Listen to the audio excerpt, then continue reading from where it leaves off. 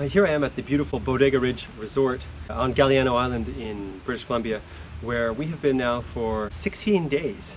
because we came here to do some work for New Year's Eve, which was a result of a chance conversation with a friend who we knew, Leah Gamesh, and this is a note just to suggest that maintaining friendships is a really worthwhile thing to do. In this, I use this as an example because we stopped by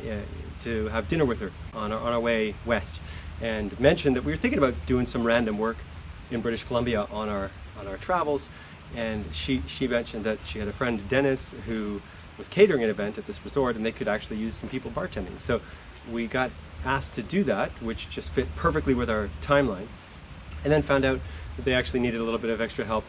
gardening, landscaping, which we've been doing in these beds behind me here for several days now, and it's been such a freaking lovely adventure to be on this beautiful property at this time of year with plus temperatures like today, and just have this experience. So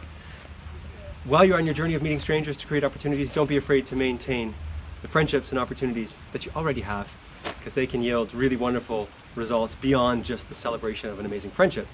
which in itself, of course, is already worthwhile. So from Galiano Island, we're about to hit the road again. I say good afternoon to you. Keep on connecting.